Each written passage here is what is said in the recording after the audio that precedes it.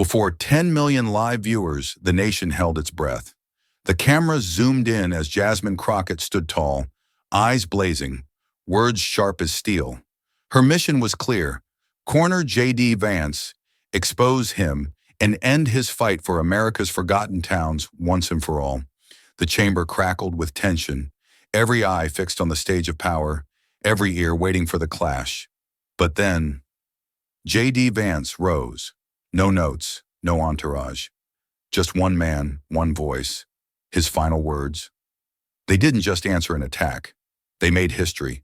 One sentence, one truth. And in that instant, the room fell silent. Could it really be that simple? Could a single moment of courage echo louder than years of noise? This is a story drawn from the heartbeat of real struggles, the spirit of real debates. The moments you'll witness are imagined, but the questions, the emotions, the fight for dignity, those are as real as the America we share. Sometimes fiction is how we tell a deeper truth, one no headline could ever capture. So, are you ready to step inside that room and feel it for yourself? The news broke like a thunderclap at dawn. Emergency congressional hearing on J.D. Vance's Steel Protection Act, scheduled within 48 hours. The headline crawled across every screen, interrupting morning coffee, hijacking the hum of ordinary life. From cable news studios in D.C. to kitchen radios in the heartland, America tuned in because something about the urgency, the secrecy, and the stakes felt different this time. Reporters filled the airwaves with speculation. Was J.D. Vance's controversial bill, meant to protect American steel from foreign undercutting, about to be gutted in public view? What was Jasmine Crockett's endgame? And why, after weeks of political posturing, was Congress now rushing to the stage? The camera's eye turned to Jasmine, sharp-suited, composed, and unmistakably confident. Outside the Capitol, microphones clustered before her like steel petals of a mechanical flower. She didn't blink. "This is not just a hearing," she said, voice steady as granite. "This is where we show America the danger of economic extremism. No more reckless nationalism disguised as patriotism. No more policies that hurt our allies and divide our people. We're bringing the facts and the truth to light." Her words crackled across the networks. Anchors nodded, analysts smirked, pundits predicted a political bloodbath. Jasmine wasn't just preparing to question J.D. Vance. She was, as one commentator put it, engineering a political demolition. And far from the Capitol's marble and glare, J.D. Vance watched it all unfold. He sat in the dim light of his Ohio kitchen, the glow of the TV flickering against weathered wood cabinets and a coffee mug left untouched. His team was there: aides, advisors, loyal friends, voices raised in anxious debate. "We need to counter now. A press statement, an op-ed, something," one insisted. "This is a setup. They'll control the narrative before you even get in the room," another warned. "Should we ask for a delay? A procedural motion? Buy time?" But J.D. didn't speak. Not at first. His gaze drifted beyond the television, out the window where dawn had begun to break. The first light of morning spilled over the horizon, brushing the rusting skeleton of the old steel mill in the distance. That mill had once been the heartbeat of the town, its smokestacks symbols of pride and purpose. Now they stood hollow, monuments to promises broken by far-off boardrooms and forgotten by far-off cities. He could almost see his father there, decades earlier, wiping sweat from his brow at the end of a shift, shoulders square against the weight of a hard day's work. The memory was so vivid it hurt. J.D. finally spoke, voice low but certain. "No delays, no statements, no stunts." The room fell quiet. "We walk into that hearing exactly as we are. Let them take their best shot." And in that moment, something shifted. Not in the news cycle, not in the halls of power, but in the quiet resolve of a man who knew exactly what was at stake. Outside, the sun climbed higher, casting the steel mill in a fleeting, golden light. For a brief moment, the rust and ruin seemed to glow, as if the town itself were holding its breath, waiting to see whether its voice would finally be heard. And across America, viewers felt it too. They didn't know why this hearing felt different, but they knew they couldn't look away. What was Jasmine planning? Could J.D. withstand the storm? And what truth would finally be revealed inside those walls? Stay with us. This is a story worth every second of your time. The golden light of that Ohio sunrise had barely begun to fade from JD's window when the voices in the room rose again, sharper, more urgent. His team, loyal and well-meaning, surrounded him with a storm of advice, each voice another wave against his quiet resolve. JD, listen to reason. This hearing was designed to sink you. We need to file for a delay. We can buy a week, maybe two. They want a spectacle. Don't give it to them. Withdraw the bill, rework it, come back stronger. Call a press conference, shift the narrative before it's too late. We can't let Jasmine control the headlines. Their words tumbled over one another, an avalanche of strategies, defenses, escape routes. JD heard them. Of course he did. These were the people who had stood by him through campaigns, long nights on the road, the bitter taste of defeats, and the fleeting sweetness of victories. But as they spoke, his mind began to drift, not out of disrespect, but toward a memory that refused to stay buried. He saw it as if it were yesterday, the last day his father walked out of that mill. The smell came first in his mind, that familiar mix of grease, hot steel, and something else, something like finality. The clang of tools set down for the last time, the shuffle of boots against concrete, heavy with exhaustion, heavier still with loss. And then his father's eyes. Those eyes had once shone with pride, the pride of a man who knew the worth of his work, the dignity in honest labor. But that day they were different. JD could see them even now, clouded, hollow, searching for a future that had been stolen away by decisions made in rooms far from theirs. His team's voices grew distant, muffled by the weight of that memory. JD's hand, almost of its own accord, reached across the desk to the small steel shard resting there. Cold, rough, rusted at the edges, yet solid, unyielding. His father had slipped it into his hand that day, fingers calloused, grip firm despite the tremor of defeat. So you'll remember what we built and what they took from us. That was all his father had said. JD's thumb brushed the jagged edge, and the noise in the room seemed to fall away entirely. He straightened, the steel piece still in his grasp, and finally let his voice cut through the tangle of strategies. No delays. The words were quiet, but they carried more weight than any shouted plan. The advisors froze. No statements, no spin, no retreat. He looked at each of them in turn, and the certainty in his gaze was undeniable. If I back down now, who speaks for them? He whispered, his tone not of defiance, but of duty.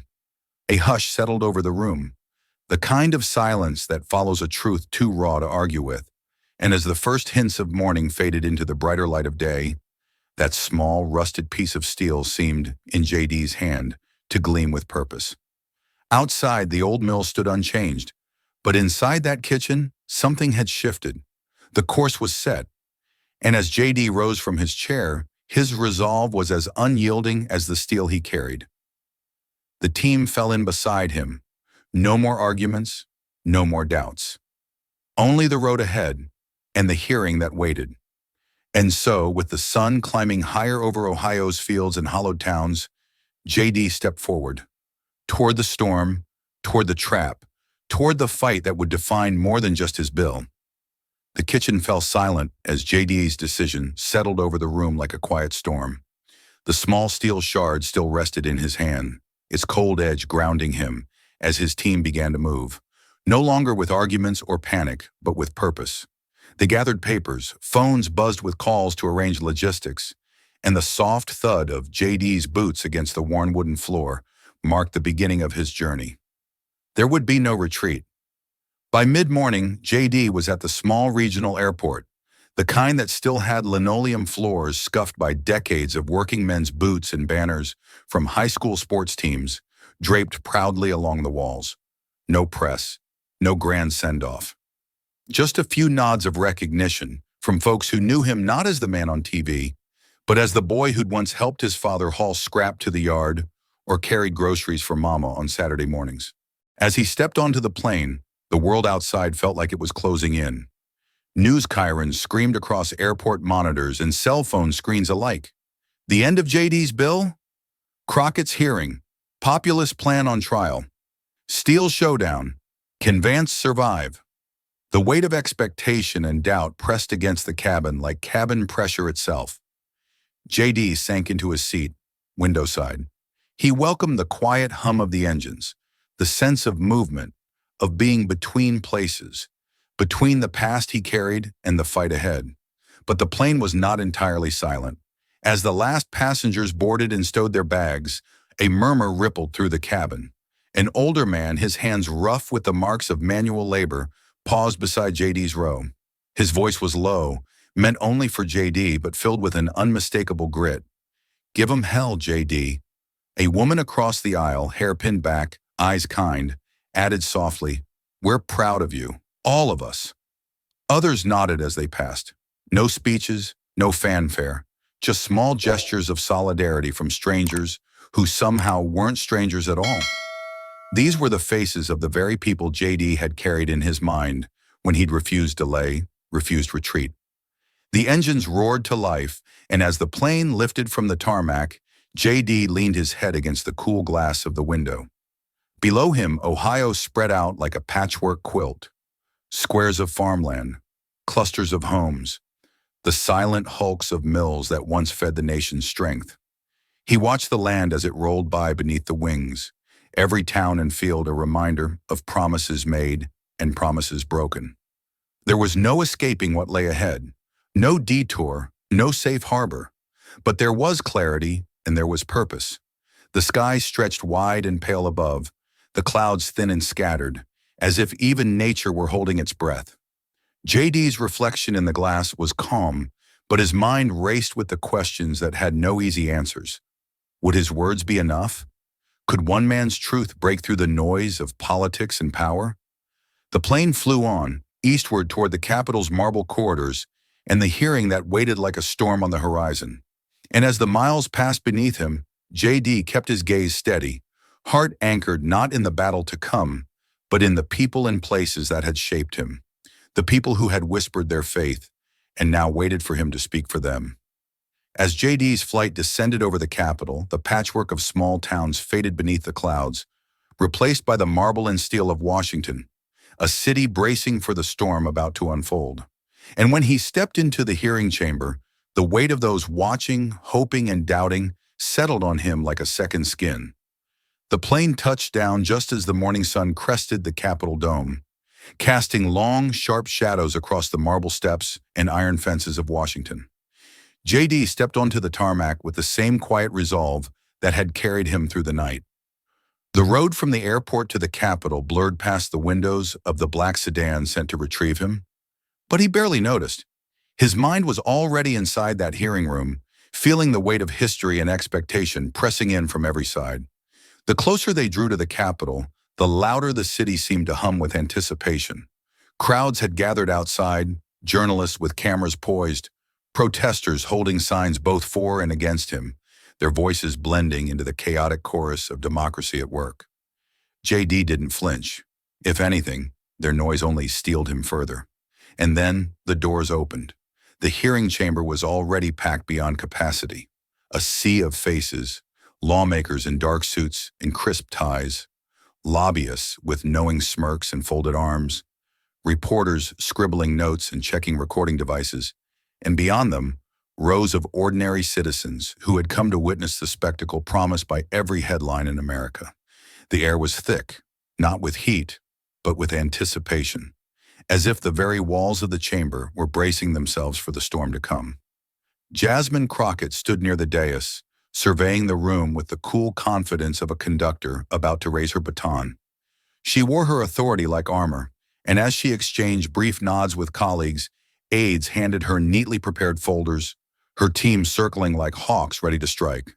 Cameras captured every angle, every glance, feeding the live broadcasts that flickered on screens in homes, offices, and coffee shops across the country.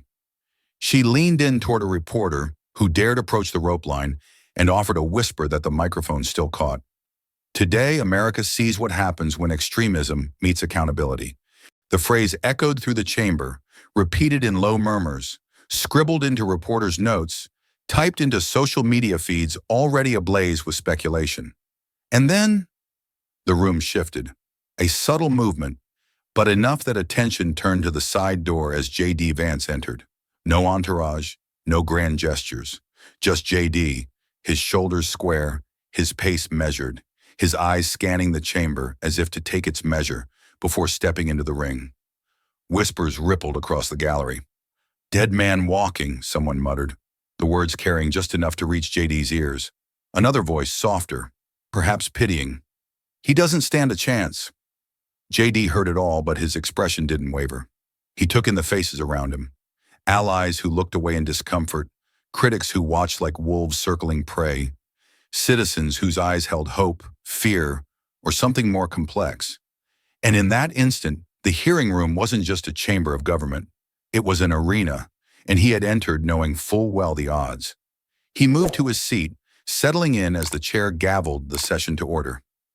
Jasmine's gaze met his across the polished wood and scattered papers. Her smile was polite, professional, but behind it, the glint of steel was unmistakable. Outside the walls, the city buzzed on. But inside this room, the stage was set. The trap was ready. And as J.D. folded his hands before him, the small steel shard in his pocket pressed against his palm like a silent promise. This wasn't over. Not yet. The gavel's echo had barely faded when Jasmine Crockett rose, her movements deliberate, measured, as if each step toward the microphone had been choreographed for maximum effect. The room leaned in, not just physically, but emotionally. The energy shifted. Even the hum of side conversations and the faint clicking of reporters' keyboards seemed to pause in deference to the moment. This was the beginning of the spectacle they had come to witness.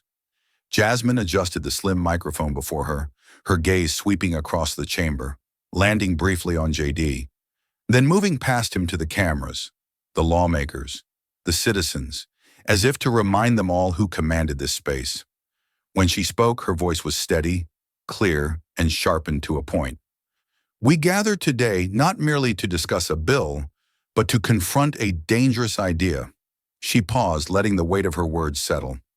Mr. Vance's Steel Protection Act, as it is so innocently named, is in fact a textbook case of economic recklessness. It cloaks itself in patriotism while threatening the very stability of our economy. This isn't protection. This is sabotage. A murmur of agreement rippled through the gallery, punctuated by the scratching of pens and the soft, urgent typing of reporters capturing every syllable. Jasmine's eyes glinted as she pressed on. Isolationist populism has consequences. Ask any respected economist, and they will tell you, unilateral tariffs, forced market distortions, and trade wars do not make a nation stronger. They make it poorer. They make it weaker. They cost jobs rather than save them. She raised a sheet of paper, the printed names of economists bold at the top. I'm quoting now, Dr. Alan Reeves of the National Institute of Global Trade. This bill, if passed, would erase a decade of recovery progress in key manufacturing sectors. Or perhaps we should listen to CEO Linda Zhou, who warned, cutting off partnerships abroad will hollow out our supply chains and drive prices through the roof for American families. Jasmine let the names and titles hang in the air like evidence in a trial. She turned a page. And if that's not enough, consider what Ambassador Keller, a diplomat with 30 years of experience, said just yesterday. Bills like this do more to isolate America from its allies than any foreign adversary could hope to achieve. Her voice didn't rise in volume. It didn't need to. The precision of her attack was its own power. Each statement, each quote, felt like another stone carefully placed in the wall she was building around J.D. Vance's bill, and by extension, around J.D. himself. Across the chamber, heads nodded. Lawmakers whispered to one another, some with satisfaction, others with relief that the burden of this fight seemed, for now, not to be theirs. The press leaned in, eyes bright, fingers flying across keyboards as they crafted headlines sure to spread like wildfire. J.D. sat still, listening, absorbing, his expression unreadable. The steel shard in his pocket remained warm against his palm, a small anchor in a room where the tide was rising fast. Jasmine's confidence filled the space. Even those who had doubted her strategy now saw its brilliance. She had framed the debate on her terms, and for this moment at least she owned the floor. Outside the chamber, the nation watched, headlines updating in real time. Crockett dismantles Steel Act in opening statement. Vance under fire. Is this the end of the populist push? Inside, the air thickened with expectation, as everyone waited for what would come next. As Jasmine's final words echoed through the chamber, a quiet settled over the room, but it wasn't the hush of peace. It was the stillness that comes just before the next blow in a fight, the breath drawn in anticipation of a counterstrike. All eyes turned to J.D. Vance. The cameras panned in close, capturing his every expression, waiting for the flash of defiance, the stinging rebuttal, the fiery retort that political theater so often demands. But J.D. remained still. He didn't reach for his notes. He didn't adjust the microphone or clear his throat. He simply sat, listening, as if absorbing every word that had just been thrown at him like stones. His face betrayed nothing. No anger, no fear, no dismissal. Only focus, only resolve. Inside, however, his mind was far from blank. The chamber, with its polished wood and gleaming microphones, began to blur at the edges. In its place, memory took hold. He saw the faces of the men and women he had grown up with. Men who had stood shoulder to shoulder at the mill, their clothes streaked with grease, their hands scarred in the strong, their laughter carrying across the yard at the end of a hard shift.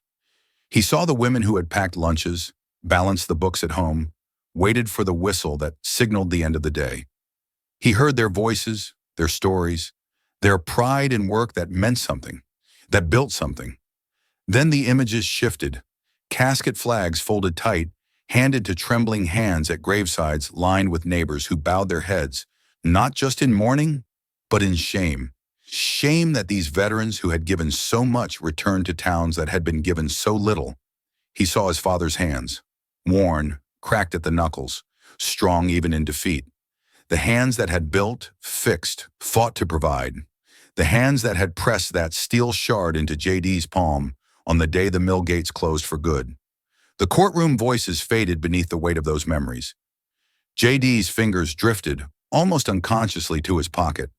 The steel shard waited there, small, cold, unremarkable to anyone who might have seen it. But to him it was a promise, a reminder. His thumb brushed its rough edge and the tension in his shoulders eased. I'm ready. The thought was clear, firm, unshaken by the storm that had just been unleashed upon him. Around him the room remained on edge. Lawmakers leaned forward, expecting him to break the silence with defense or denial. The press waited, pens and cameras poised to capture the first tremor of response.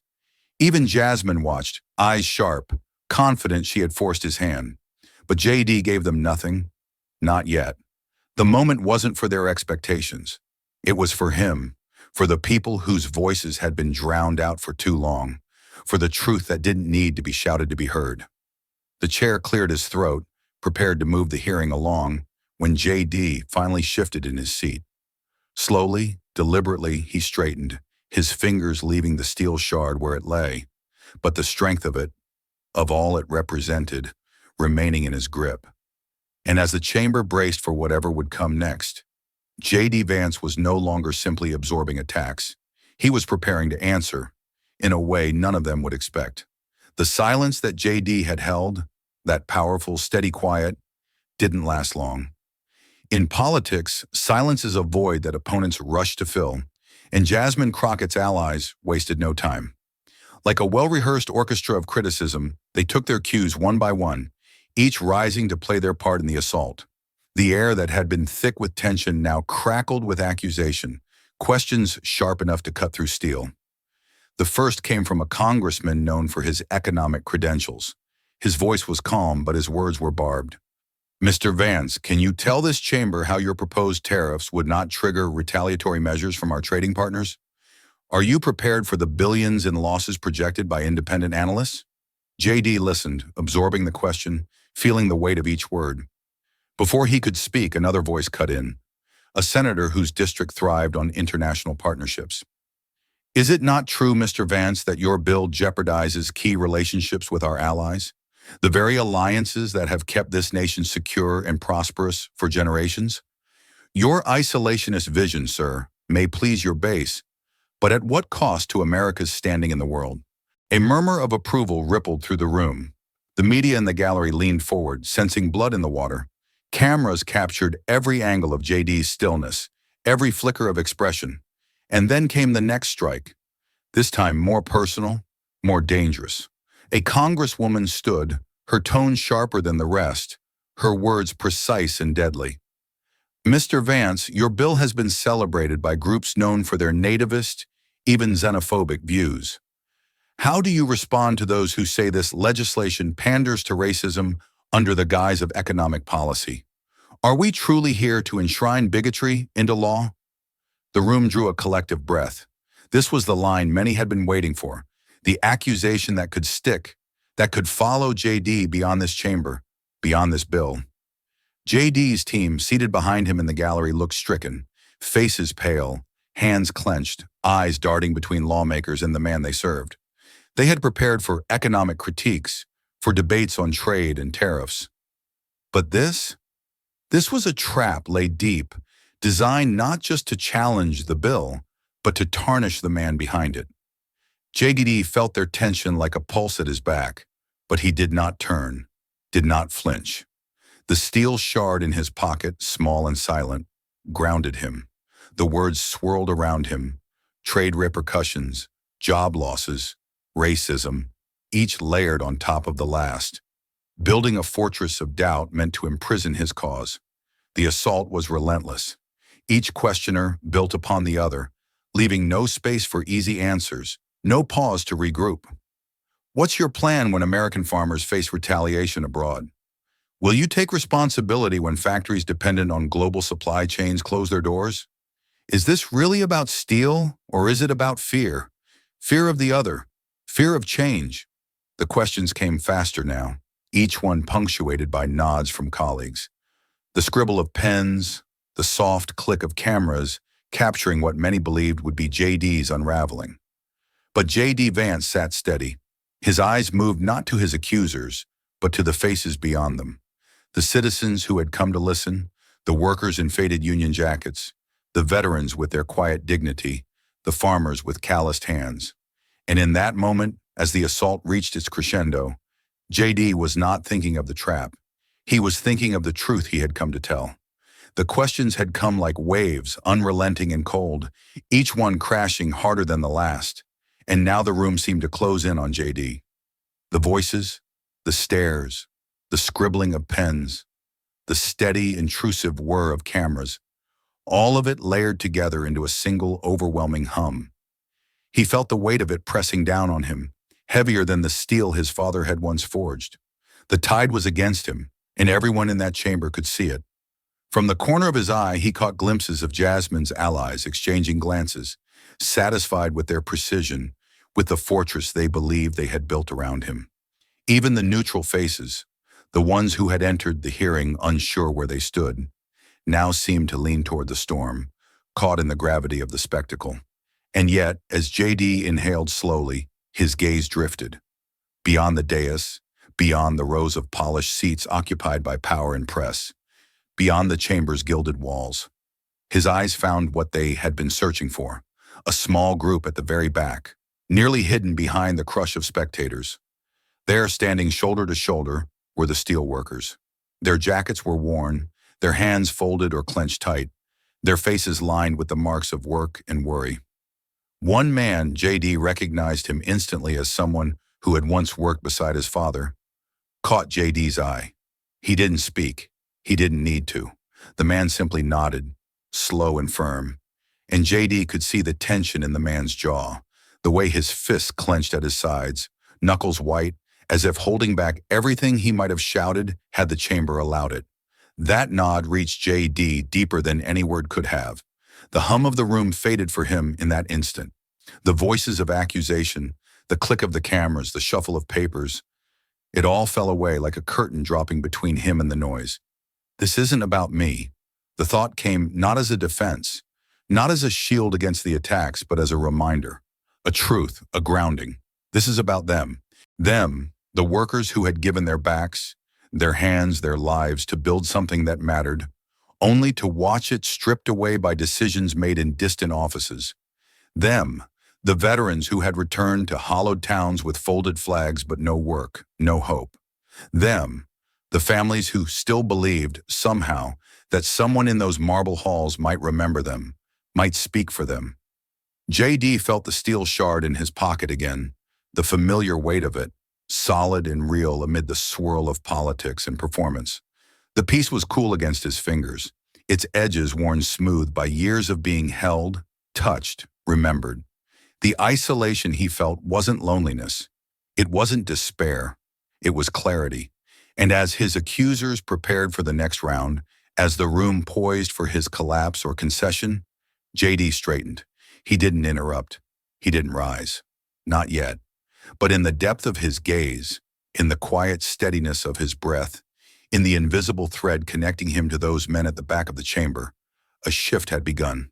The storm still raged around him, but inside, J.D. Vance stood on solid ground. The storm of voices had spent itself for the moment.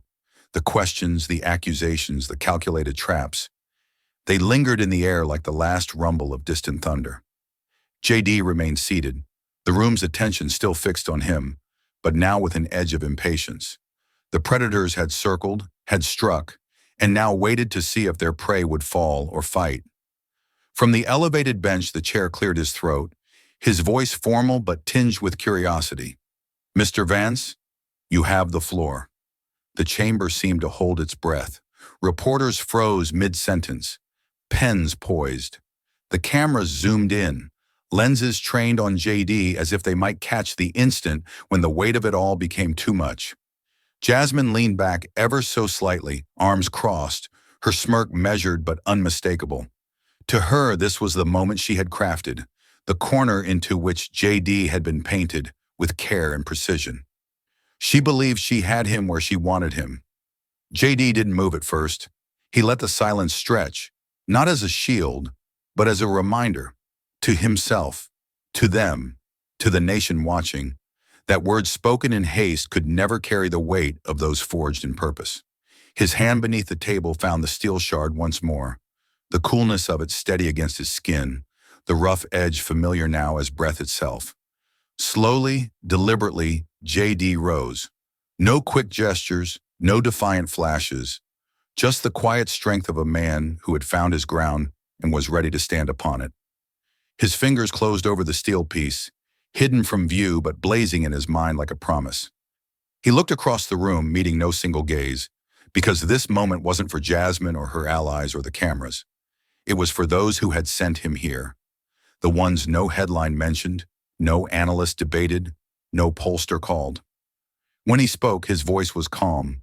No anger, no bitterness, only truth. Let's talk about what steel really means. The words cut through the chamber's tension, not like a blade, but like a bell. Clear, steady, impossible to ignore. Jasmine's smirk faltered, just slightly, as JD's tone reached places that argument and accusation could not.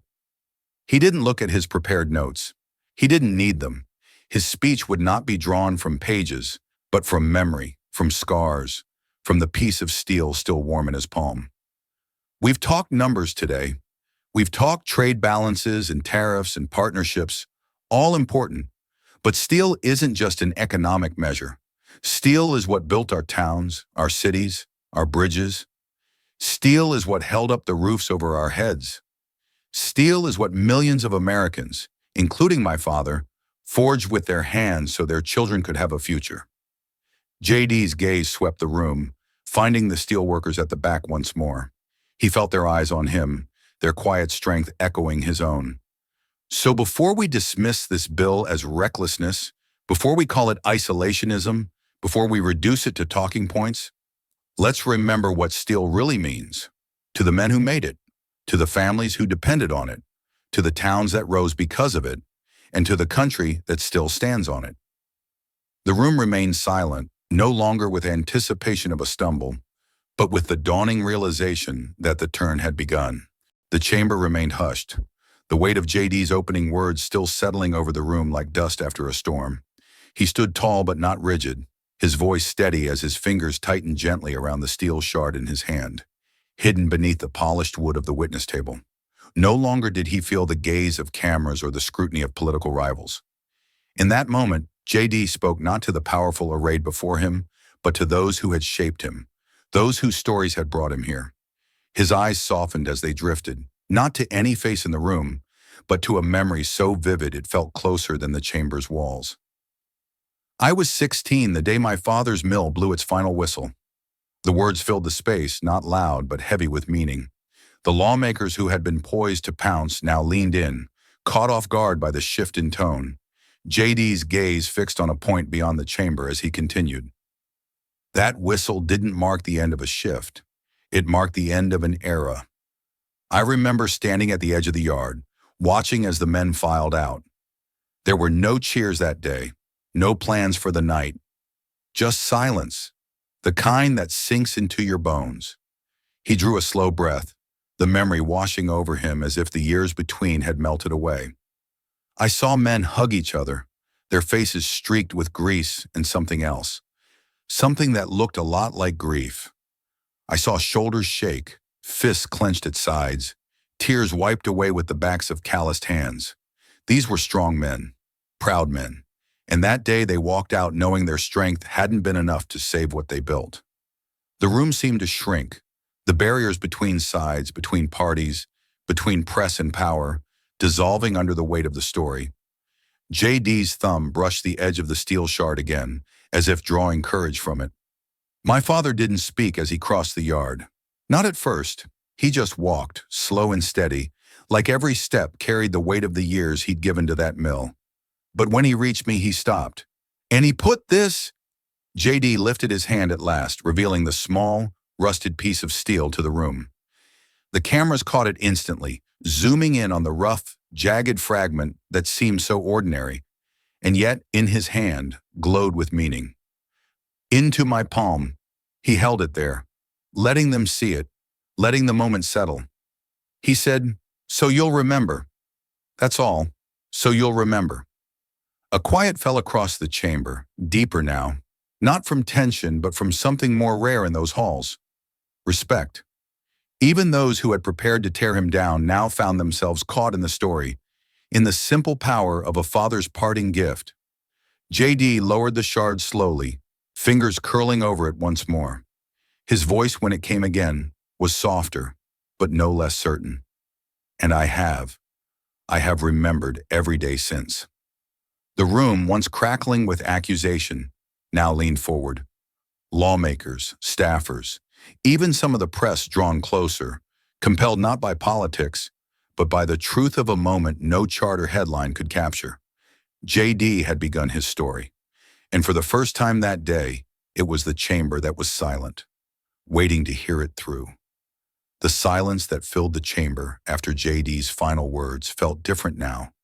Not the charged stillness of confrontation, but the reverent quiet of a room that for the first time that day seemed to truly listen. JD stood steady, the weight of the steel shard resting in his palm, no longer hidden beneath the table, no longer just a token in his pocket. The cameras captured its rough edges, its rusted surface, the way it seemed almost out of place amid the polished wood and gleaming brass of the Capitol. And yet somehow, more real than all of it. JD's gaze swept the room, not challenging, not accusing, but inviting. "This piece of steel," he began, his voice low but firm, "isn't special to anyone but me. To most it's scrap, worthless. But in my hand, it's the last piece made by men who gave their lives, not in war but in work, to build something that mattered." He held it higher, letting the shard catch the light streaming through the tall windows behind him. The rusted surface glinted faintly, as if determined to remind those gathered that steel, no matter how weathered, endures. Look at it, small, scarred. A relic, some would say. JD's eyes locked on the lawmakers seated before him, some leaning forward now despite themselves, drawn in by the simplicity of the image. But this is what's left when policy forgets people, when promises made in campaign speeches vanish behind closed doors, when decisions get made not here, where they should, but in boardrooms and cocktail parties far from the towns they destroy. A murmur rippled through the chamber. Subtle, but there. JD saw it in the shift of postures, in the way pens slowed, in how cameras held steady, reluctant to cut away. I've heard the words thrown at me today. Isolationist, reckless, populist. Words meant to frame this bill, and me, as dangerous. He let the shard lower slightly, his hand resting lightly on the table, as if grounding himself and his argument in the weight of what it represented. But this isn't about me, and it's not even about this bill. JD's voice gained strength, not through volume, but through the steady conviction of a man speaking the truth as he knew it. This is about the towns hollowed out by policy that chose profit over people. This is about the families who were told that globalization would lift all boats, only to find themselves sinking while someone else's yacht sailed by. This is about the workers who built this country, who fought its wars, who raised its children, and who were left behind when it became inconvenient to remember them. He paused, letting the truth of those words fill the chamber, letting the weight of the shard, of what it symbolized, settle on every conscience in the room.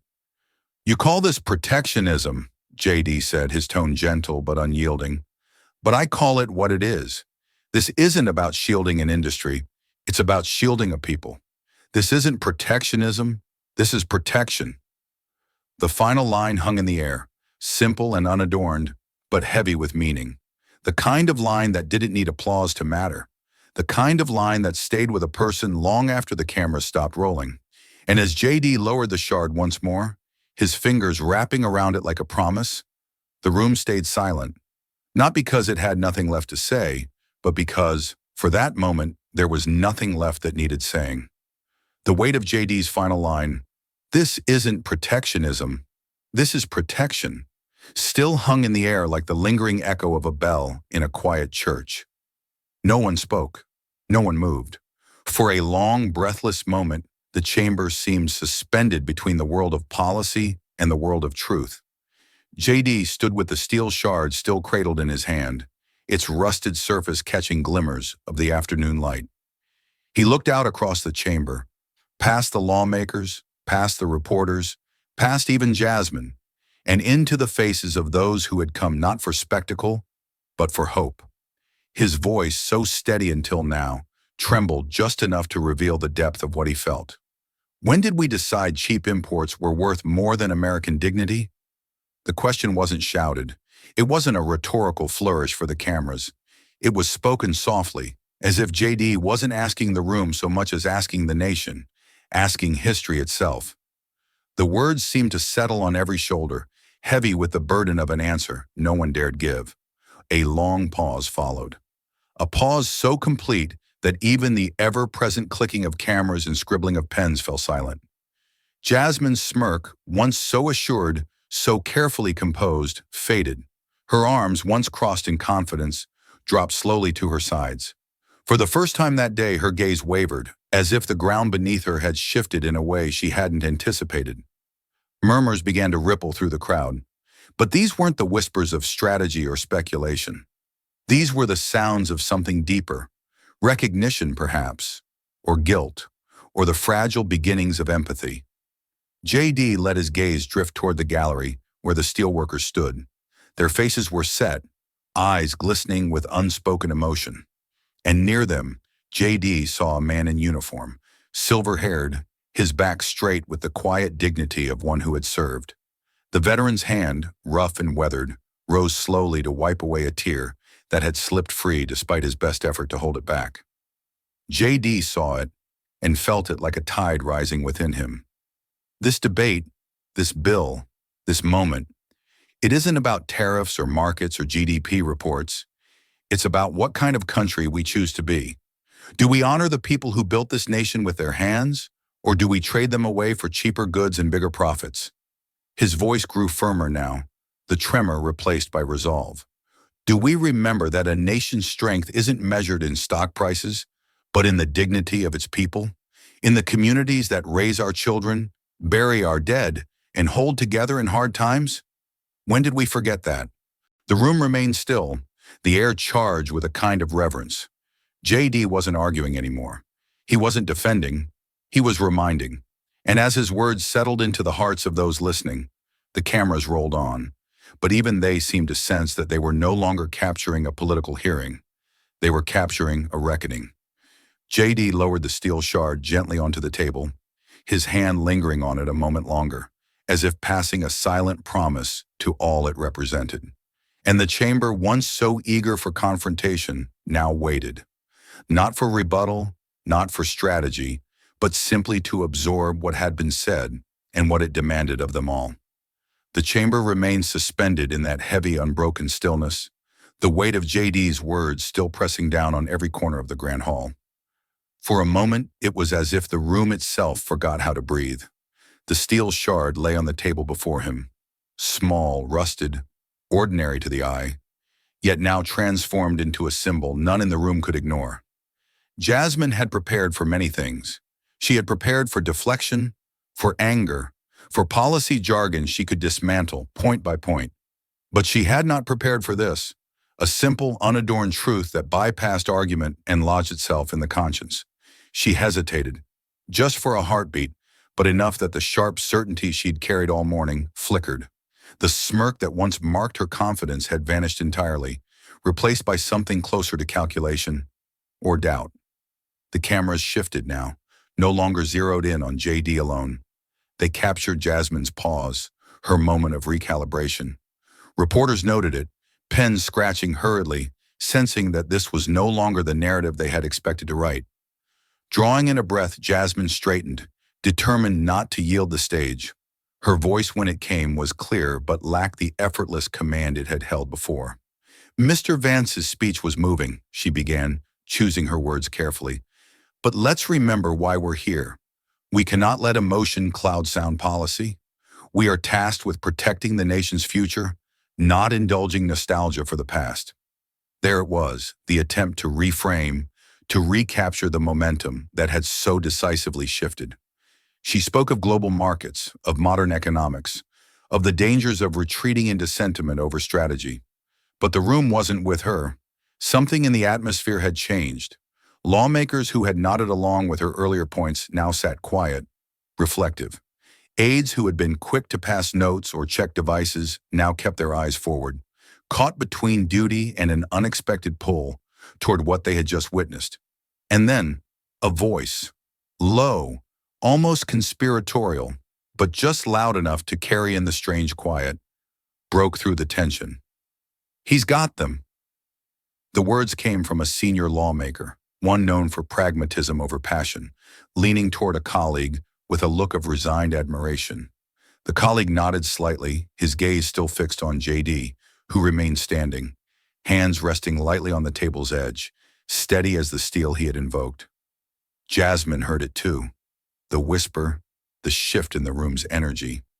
And though she pressed on, elaborating her points, citing figures, invoking alliances, it was clear that something essential had slipped beyond her grasp.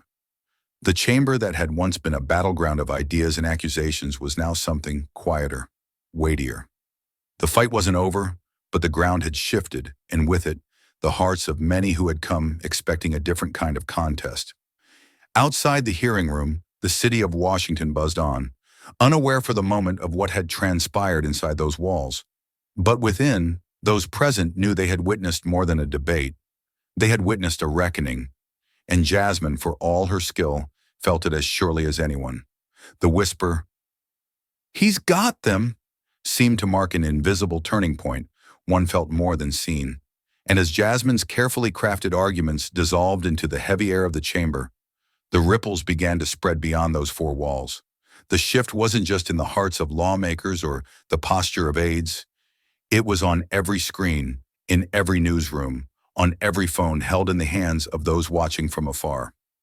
The first tweets came from reporters in the room, short, urgent, capturing the unexpected power of the moment. J.D. Vance, voice of forgotten America. Not a speech, a reckoning. That steel shard will haunt this chamber long after today. Within minutes, the words were trending, hashtags multiplying, images of JD holding the steel piece filling feeds. The picture, grainy from camera phones or crisp from network stills, showed the fragment glinting in the light, JD's face solemn, the weight of his message clear. Networks that had prepared slick graphics predicting JD's political downfall now scrambled to reframe. The steel shard moment played on loop, analysts rewinding the footage, pointing out the silence that followed, the visible shift in Jasmine's demeanor, the tear wiped from the veteran's cheek in the gallery.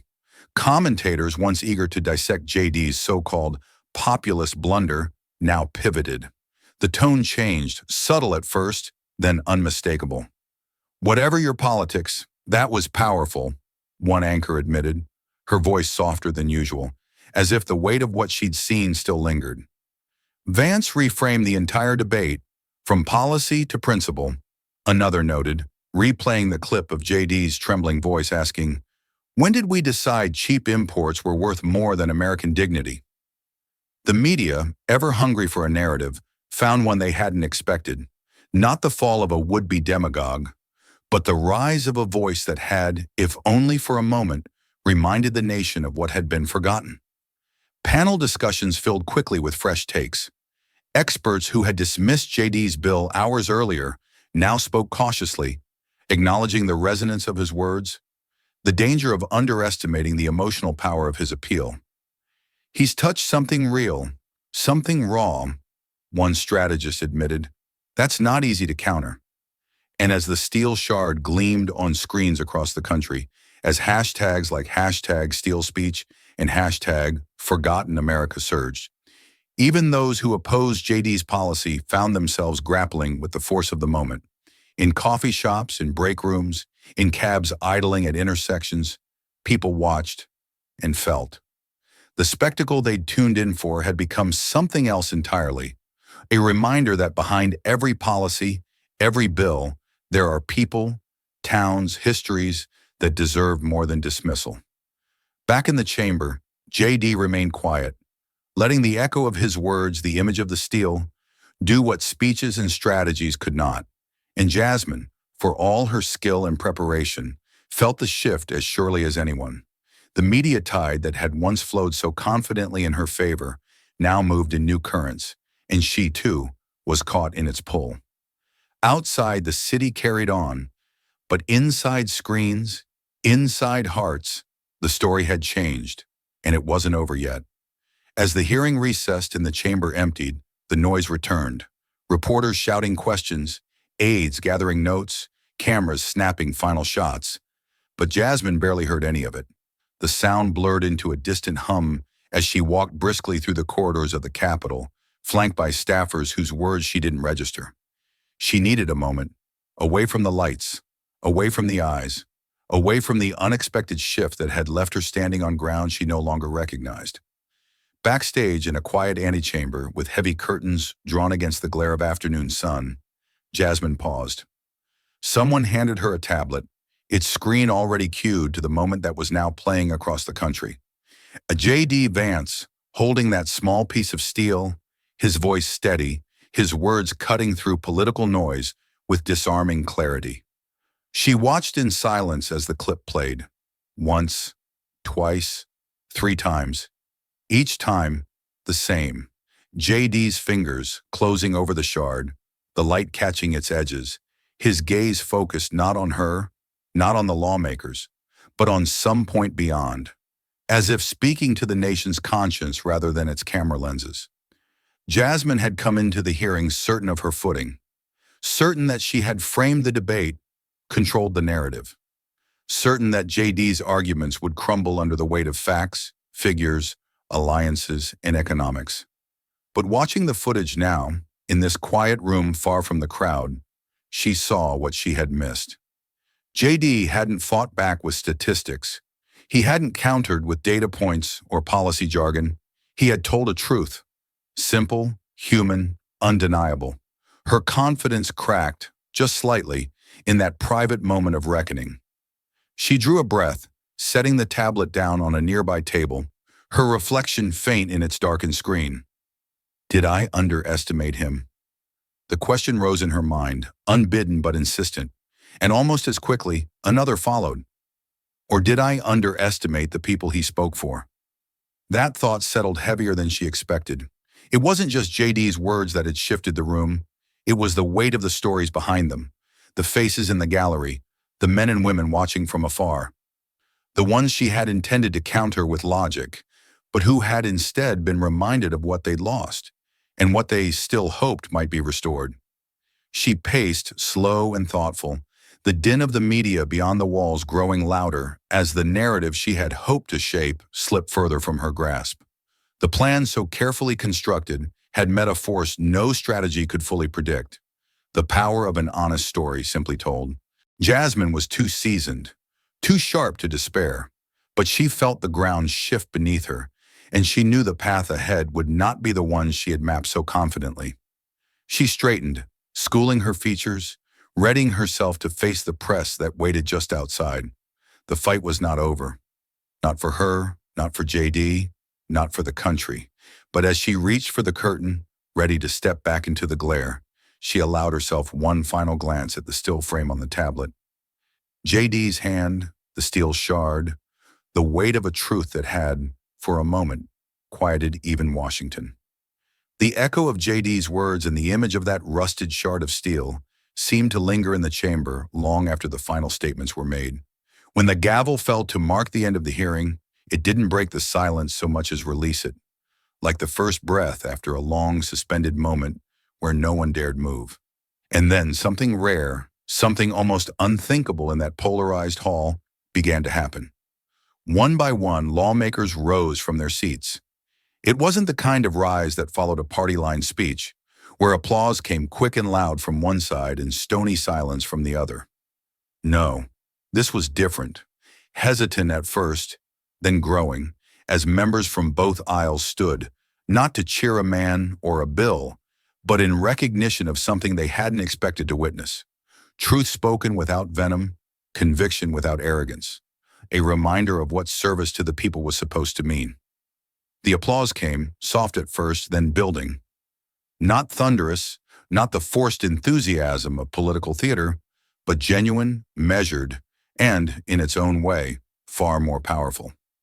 JD remained at the table, hands resting lightly on its surface, eyes lowered for a moment as if absorbing not the applause, but the weight of what it signified. When he finally looked up, he met the gaze of colleagues who, hours earlier, had doubted him, dismissed his bill, or questioned his motives. Now their expressions were different, thoughtful, respectful, open in a way politics rarely allows. As the lawmakers began to disperse, conversation started in hushed tones, first among aides, then among members themselves. JD gathered his papers slowly, sliding the steel shard back into his pocket with a care that spoke to its meaning. But before he could leave the chamber, he felt a hand on his arm. He turned to see a senior colleague, one who had publicly criticized his bill just weeks before, standing beside him, eyes steady. "We should talk about that bill again," the lawmaker said quietly, the words carrying more weight than any speech. JD nodded, offering no triumphant smile, no quip, only understanding. Another approached, then another. One after another, members who had sat in judgment now sought dialogue. They didn't agree with him yet. Not all of them, perhaps not even most, but something had shifted. The steel shard wasn't just a piece of metal anymore. It was a symbol that had reached them in a place charts and forecasts never could.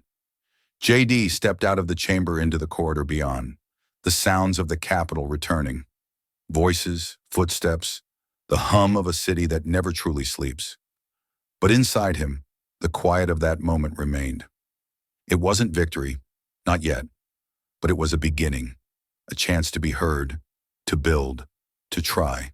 And as he made his way down the hall, nodding to staffers and reporters who now watched him with a different kind of attention, JD felt the small weight of the steel in his pocket and thought not of the fight he'd just faced, but of the work still to come. As JD left the Capitol that afternoon, the echoes of the chamber's rare standing ovation still hummed quietly in his mind. But what waited beyond those marble walls was something no applause could match. The moment he had created, that steel shard raised, that question asked about dignity and cheap imports, had leapt beyond the chamber, beyond Washington, beyond politics itself. Within an hour, the clip was everywhere. The networks replayed it on loop, Anchors speaking in tones usually reserved for moments of national importance. The image of JD holding that small rusted piece of steel filled television screens, flooded social media feeds, and spread across news sites both sympathetic and skeptical. It transcended party lines, crossing the usual divides because it didn't sound like politics. It sounded like something older, truer, something America had almost forgotten it hungered for. The view count ticked upward by the second. Millions watched, shared, commented. The Steele speech, the moment that stopped Congress. One man, one shard, one truth. But it wasn't just views and headlines. It was the letters. The first arrived within hours. Hastily written emails, handwritten notes scanned and shared, messages from workers who saw their own fathers, their own lives in JD's words. You spoke for us when no one else would. My father worked steel. He would have been proud of what you said today. You reminded me why I believed in this country in the first place. From small towns JD had never visited, came stories of rallies hastily organized in school gyms, union halls, public squares. Not protests, not campaign events, gatherings. People coming together not to cheer a politician, but to remember that they mattered. Veterans recorded messages of thanks, some formal, some just a few words, filmed on phones, voices thick with emotion. You stood for us. Finally, someone said it. We're with you. And in a classroom far from the Capitol, in a steel town where jobs had long since dried up and hope sometimes seemed as rusted as the mill itself, a boy sat at his desk. He had watched the clip with his civics class, the teacher pausing the video to ask what the students thought. Most were quiet, unsure how to put their thoughts into words. But the boy, no older than JD had been on the day his father pressed that shard into his palm, took out a sheet of paper and began to write. I want to be like JD, he wrote at the top. Simple, honest, the kind of sentence that didn't need explanation. That note, scanned and shared by a teacher who couldn't help but be moved, made its way through the same networks that had shared JD's speech. And it was that image, not a statistic, not a policy point, but a boy's handwriting at the top of a worn notebook page that came to symbolize what had happened that day. Back in Washington, JD saw none of it immediately. He walked through the city's streets, the steel shard in his pocket, unaware that the moment he had offered had already taken root in places he might never see. And as America reacted, not with noise but with reflection, the story that began in a hearing room became something bigger. A quiet movement, born not of strategy, but of truth. The city's noise felt distant as JD made his way back to his office. The applause, the interviews he'd politely declined, the well-wishers who had stopped him in the hallway. It all blurred into a quiet hum beneath the steady beat of his footsteps on the marble floors. The sun had begun to dip below the horizon, casting the Capitol in soft gold and deepening shadows, as if even the building itself was pausing to reflect on the day. Inside his office, the air was still, untouched by the whirlwind beyond its door. The lights were low, the room dim except for the warm glow of the setting sun through tall windows. JD closed the door behind him and stood for a long moment, allowing the weight of the day to settle. Not as a burden, but as a presence, something real and earned. He crossed the room, his eyes drifting across the familiar space. Shelves lined with books, old photographs of his hometown, a worn chair by the window where he sometimes sat late into the night, thinking of the people who had sent him here. And then, as if drawn by something beyond intention, his gaze fell on the empty space on the shelf above his desk. Slowly, JD reached into his pocket and withdrew the steel shard. It felt warm now, as if it had absorbed the weight of the words, the hopes, the stories it had carried through the day. He turned it over in his hand, tracing the rough edges with his thumb, remembering his father's hand, the factory yard, the sound of that final whistle that had once seemed to mark an ending. But today the shard didn't feel like an ending. He set it gently on the shelf, beside a small framed note that had arrived years earlier. A letter from a factory worker's daughter after one of his first town hall speeches. The paper was yellowed at the edges, the handwriting careful, earnest. It read, "Thank you for seeing us." The two objects, the steel and the note, sat side by side now, quiet testaments to the journey that had brought him here and to the people for whom he spoke. JD stood back, taking in the sight, letting it remind him why the fight mattered beyond politics, beyond policy, beyond the noise of the day. He moved to the window, resting his hands on the sill, eyes on the Capitol dome glowing against the twilight sky. The city stretched out before him, busy and bright, but in that moment all he saw were the small towns, the mill yards, the faces in the gallery, the boy's handwritten note from the Steeltown school. And in a voice meant only for himself, or perhaps for those who might one day need to hear it, he whispered, "For them." The room fell still again, the quiet not empty but full, filled with the promise of work yet to be done, of voices yet to be heard, of truths yet to be told. And as the city outside moved on, JD remained there at the window, the steel shard catching the last light of the day, a small, enduring reminder of all that had led him here and all that lay ahead. The weeks that followed were not easy, but they were different. JD returned to work with renewed clarity, his steel shard resting on the shelf beside that framed note. Quiet reminders of the promise he had made, both to himself and to those who had watched him speak that day. The first step was clear: refine the bill, make it smarter, make it stronger, and make it worthy of the hope it had reignited. He met with economists, labor leaders, small business owners, and yes, even some of the colleagues who had once dismissed him outright. The proposal that emerged was sharper in its focus, aimed not at shielding industries indiscriminately, but at protecting the strategic backbone of American strength: steel, technology, essential manufacturing. The new bill didn't isolate. It balanced protection with partnership, fair trade with fair responsibility. JD worked across the aisle, drawing in voices from places as far apart ideologically as they were geographically. What had once been seen as a populist cry now became a shared cause for those who saw the value in preserving not just jobs, but dignity. Former skeptics approached him quietly at first, then more openly. "You were right about one thing, JD," a senator from a coastal state said during a late-night meeting. "We forgot to listen. Maybe this bill's a chance to change that." Committees that once scheduled him last on the docket now gave him a fair hearing. Draft after draft went out, each more polished, more inclusive, more unifying. The steel shard remained on his shelf throughout, its presence a silent partner in the work, a reminder that this wasn't about headlines. It was about people. And when JD finally reintroduced the bill on the Senate floor, it was with fewer cameras, fewer fireworks, but with more substance, more allies, and far more hope. JD's return to his hometown came quietly, without the press, without ceremony. He didn't want cameras this time. He wanted to see with his own eyes what the fight had been for. The mill yard was no longer silent. Where rusted beams had once stood sentinel over empty fields, a new building rose. Modest, practical, but full of life. The old steel union had pooled donations, grants, and JD's advocacy had helped secure the last bit of funding. Now the community center stood where once the smoke and clang of the mill had filled the air.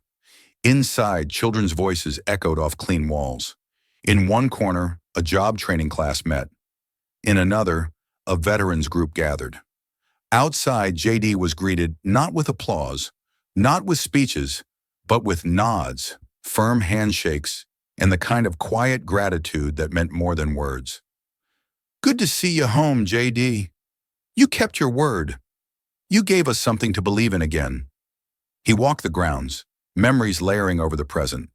His father walking that same path, his mother's proud but tired smile, the friends who had left town for work that no longer existed here. JD paused at the edge of the yard, looking out over the fields beyond, where the land stretched wide under a sky that felt just a little brighter than he remembered. He took a breath, feeling the weight of all that had been lost, and all that was beginning again. That night back in his office, JD sat alone with the lights low, the steel shard resting beside his journal. The city hummed quietly beyond his window, but inside the room, there was only stillness. He opened the worn leather book, its pages filled with years of notes, thoughts, questions he'd asked himself along the way. He picked up his pen, pausing for a long moment, letting the weight of the day, the months behind it, settle into the words he was about to write. We don't win with words, we win with truth.